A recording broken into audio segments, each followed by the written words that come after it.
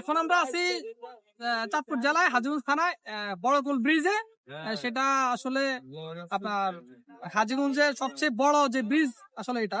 তো এটা তাদের যাতায়াতের একমাত্র মাধ্যম ছিল যে নৌকা।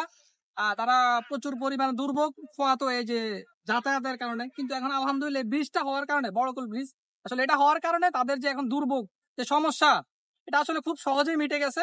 আর আপনারা তো আসলে ভিডিওর মাধ্যমে অলমোস্ট দেখতেছেন যে মানে কিরকম যে এটার ইয়াটা, তো এটার সৌন্দর্যটা বা এটা কেমন দেখা যাচ্ছে। মামা এখানে যে আসলা, তোমার কাছে কেমন লাগতেছে? আসলে সবসময় তো ভালোই লাগে, যেখানে যাই নতুন একটা প্লেসে গেলে অলওয়েজ ভালো লাগে। হাজীগঞ্জ আসলে এক কথা জন্মস্থান বললেও চলে, কারণ ছোট থেকে এখানে বেড়ে ওঠা।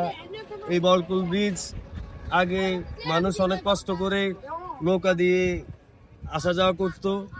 আসলে এখন এই ব্রিজটা হওয়াতে এর সৌন্দর্যটা আরো অনেক বেড়ে গেছে, কারণ এই জায়গাটা এমনিতে অনেক সুন্দর। আপনারা দেখতে পাইতেছেন যে আশেপাশে আসলে অনেক সুন্দর প্রাকৃতিক দৃশ্য। হ্যাঁ, নদীমাতৃক দেশ, নদী, মাটি, মানুষ, আমরা একসাথে আসলে জড়িত।